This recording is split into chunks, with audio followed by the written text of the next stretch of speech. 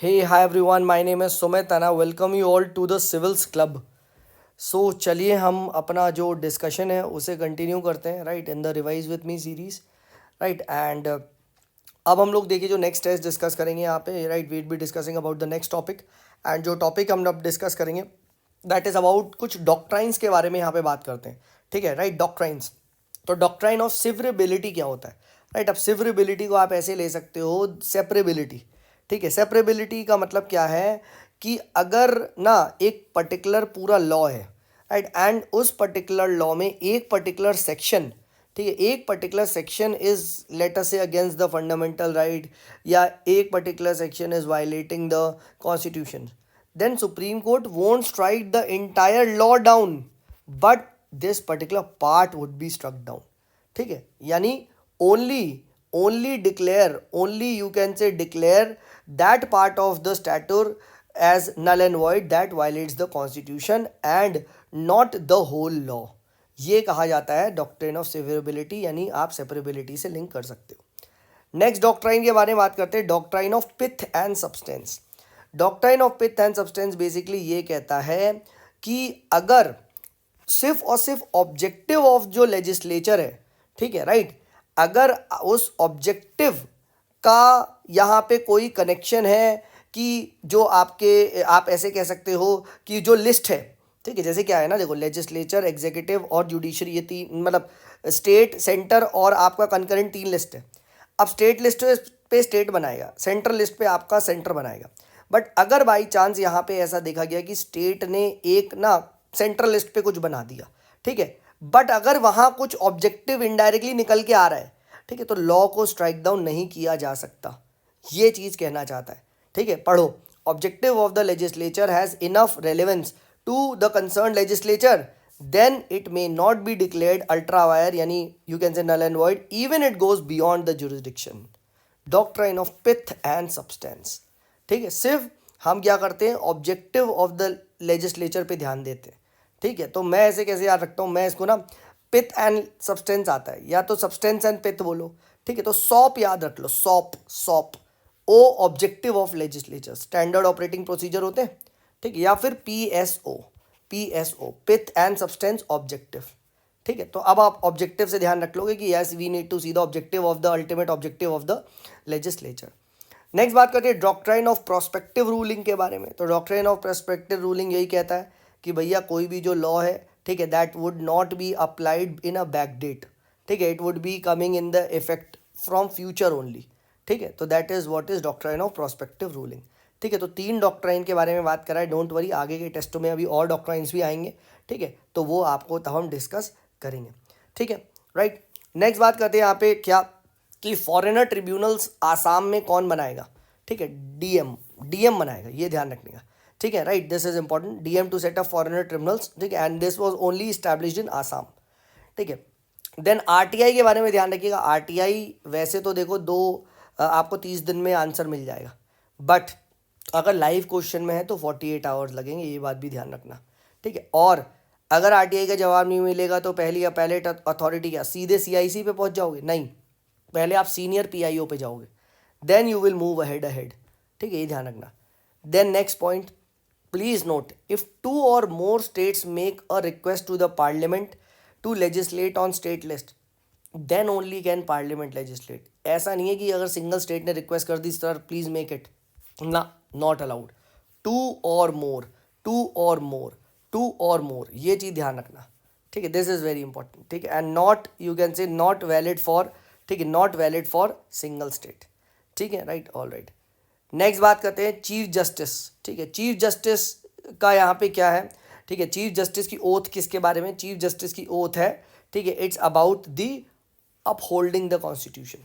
ठीक है तो chief justice would go for upholding the constitution और प्रेसिडेंट की ओथ पीडी डिफेंड द कॉन्स्टिट्यूशन। देन याद रखिएगा आर्टिकल नंबर 28 आर्टिकल 28 सिंपल ये बात कहता है कि कोई भी रिलीजियस इंस्ट्रक्शन नहीं प्रोवाइड किया जा सकता उस एजुकेशन इंस्टीट्यूट में where the funded by the state. अगर वो स्टेट फंडेड है तो वहाँ कोई भी आप कह सकते हो धार्मिक रिलीजियस इंस्ट्रक्शन नहीं प्रोवाइड किया जा सकता बट अगर सर वो एक ट्रस्ट में बना है तो किया जा सकता है।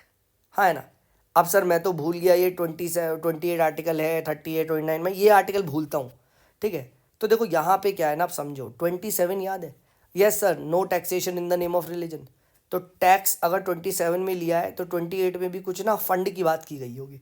अब कौन सा फंड? फंड यही कि अगर स्टेट फंडेड है वो इंस्टीट्यूशन एजुकेशन वाला, तो कोई रिलीजन नहीं होगा। ओके, यानी 27 भी फंड से रिलेटेड है, 28 भी फंड से रिलेटेड है, हाँ या ना?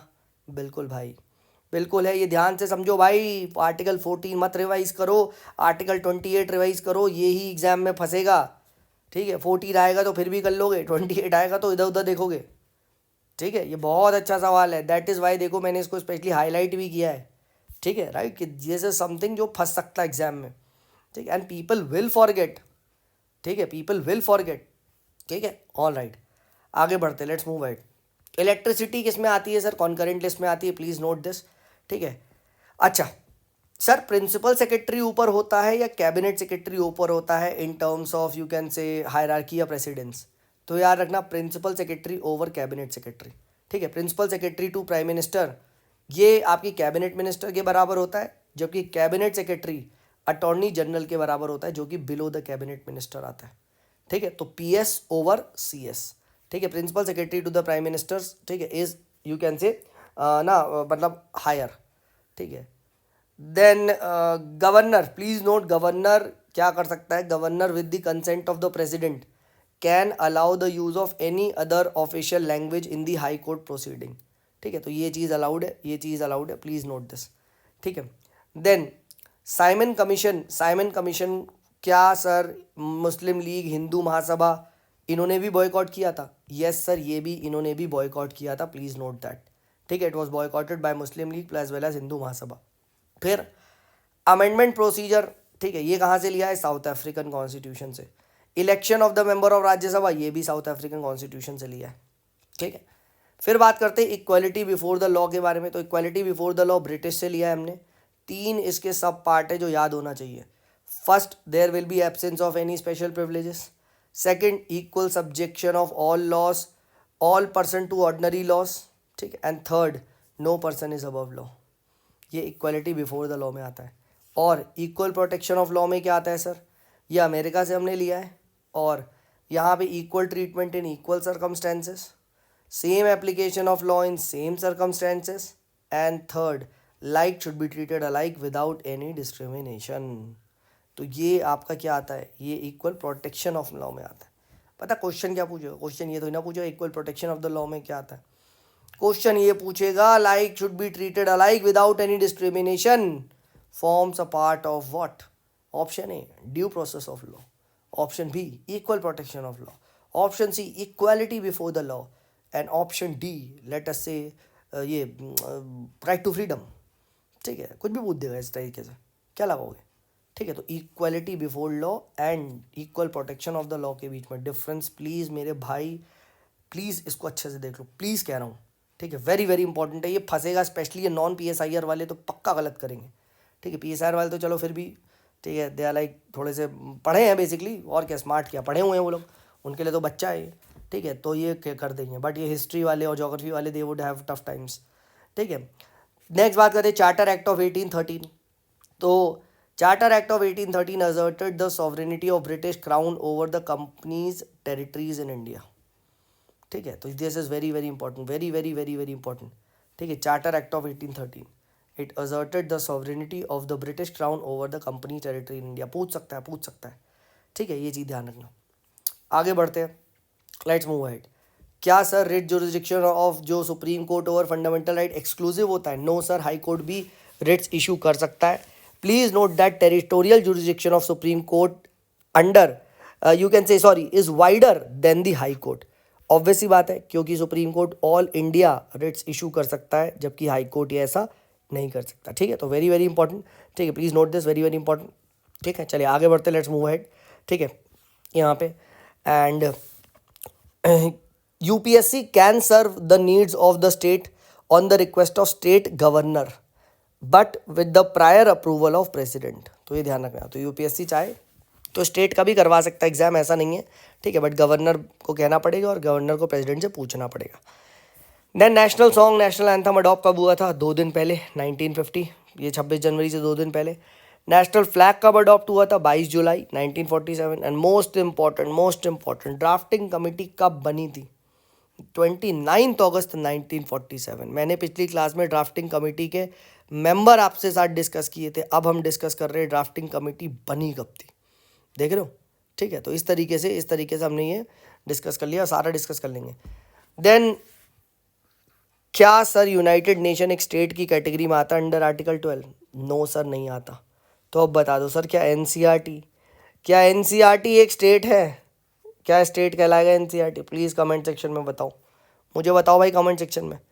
ठीक है, देन नेक्स्ट, अगर union government has guaranteed the loan of a state, then no new loans can be raised by the state without the consent of the government, union government. Please note this, very very important.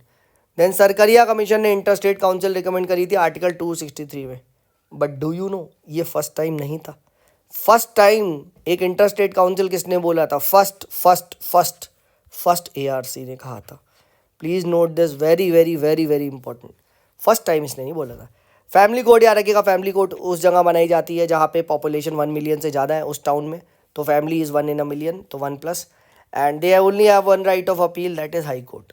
ठीक है, ये याद रहेगा। So it is mandatory for towns whose having 1 million plus population, वहाँ पे ये चीज़ mandatory है, very very very very important. ठीक है, नेक्स्ट बात करते हैं। प्रेसिडेंट देखिए अपॉइंट करता है आपका acting as well as additional जज टू द हाई कोर्ट। ठीक है, अब एक्टिंग जज कब कब करता है? एक्टिंग जज आप कह सकते हो जहाँ पे जब परमानेंट जज एब्सेंट है। ठीक है, तो एक्टिंग करने के लिए आपने बुला लिया। ठीक है, बट एडिशनल में ऐड ज़्यादा है, ऐड मतलब लोड ज़्यादा है, यानी लोड ज़्यादा होगा तो एडिशनल जज को बुलाया जाएगा। ठीक है, ठीक है। देन तमिल याद रखिएगा, it was the first language to be classified as a status in 2004। Classical language का स्टेटस सबसे फर्स्ट लैंग्वेज कौन सी थी? 2004 में तमिल को दिया गया था। नेक्स्ट यहाँ पे हम बात करते हैं। ठीक है, 6 क्लासिकल लैंग्वेज कौन कौन सी है? एस के टॉम, बस्ती याद रखना 2 बार है। संस्कृत, कन्नडा, तमिल, तेलुगु, ओडिशा, मलयालम, ये 6 लैंग्वेज आपको पता होनी चाहिए, वेरी वेरी इंपॉर्टेंट। एस के टॉम, ठीक है, please note this. Next, prohibition का रिट याद रखिएगा, it is only against the judiciary and the quasi judicial body, not against the administrative, legislative and private body.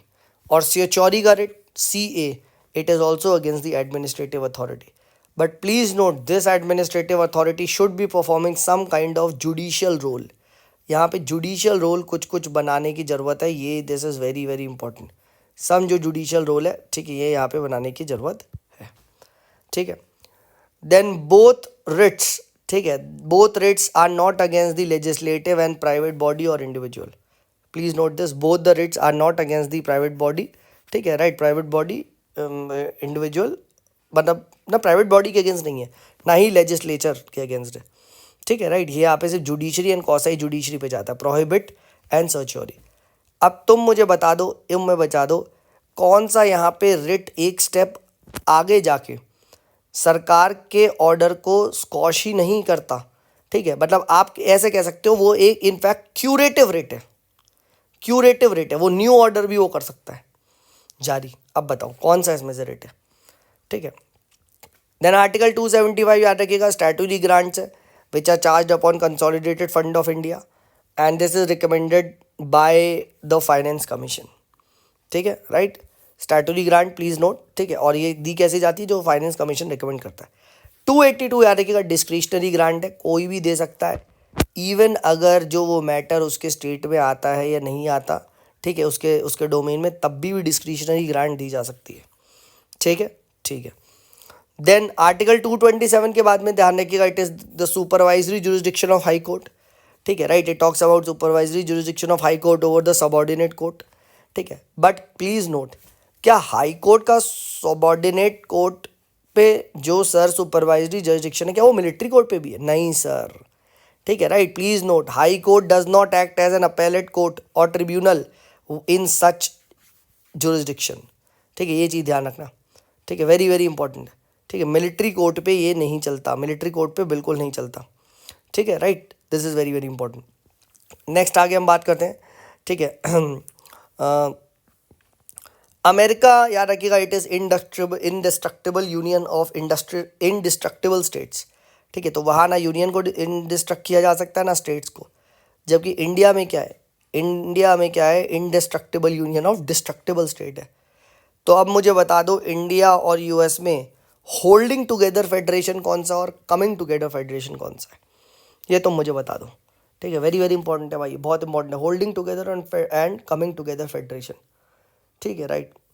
Then please note president with the consent of the state government, ठीक है, right. It can you can say exercise या you can say give the executive function to the state, centre के function, executive function को state पे दिया जा सकता है स्टेट गवर्नमेंट से पूछ के, ठीक है। सिमिलरली बट प्लीज नोट, ठीक है, similarly yes, governor with the consent of the central government can entrust the executive function of state, ठीक है, right, to the you can say centre.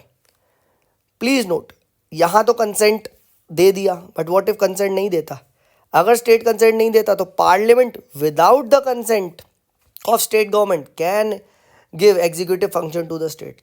तो सर स्टेट भी ये कर सकता होगा स्टेट लेजिस्लेचर से? नहीं sir, state legislature can never give the centre executive function without you can say centre saying yes, ठीक है। बट यहाँ क्या है, पार्लियामेंट चाहे तो विदाउट कंसेंट भी दे सकता है, बट प्रेसिडेंट यहाँ याद रखना विद कंसेंट देगा। Very important, very very very very की पावर, वेरी, समझ रहे हो, इतना इंपॉर्टेंट है ये 4 पॉइंट बहुत फंसाएगा, वहीं पे ही तुम याद करोगे, ठीक है। Who get the free legal aid under NALSA वालसा?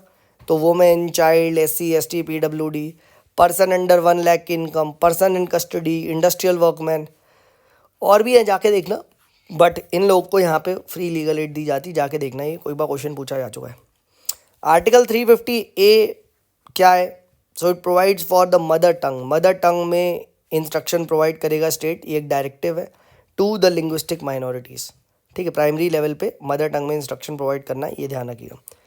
Then ग्राम न्यायालय, प्लीज़ नोट, इसका जो प्रिसाइडिंग ऑफिसर है वो स्टेट गवर्नमेंट अपॉइंट करती है, ठीक है, with the consult of high court, ठीक है। And bill which imposes restriction on the inter state trade, it must be introduce with the prior approval of president in the state legislature. Very very very very important, ठीक है। और मैंने एक question पूछा था inter state trade and commerce, भाई किसी ने आंसर लगा दिया है उसका कंकरेंट। अरे कंकरेंट नहीं है भाई, इंटर स्टेट है, कंकरेंट कैसे हो जाएगा? इट इज़ यूनियन, ये फैक्ट, ये चीज़ यूनियन लिस्ट में आती है यार, ऐसा मत करो यार, ठीक है, दिस इज़ रॉन्ग, ठीक है, राइट। और बच्चे आधे तो जवाब भी नहीं देने, ठीक है भाई, प्लीज़ आंसर करें, ठीक है, राइट। चलिए ठीक है यार, if you are liking the video please do share it with your friends also, and ना द सिविल्स क्लब जो अपना टेलीग्राम चैनल है, ठीक है, इसे ज़रूर सब्सक्राइब कर लो, ठीक है। I will be making many new videos soon. चलिए, this is me Sumit signing off, bye bye.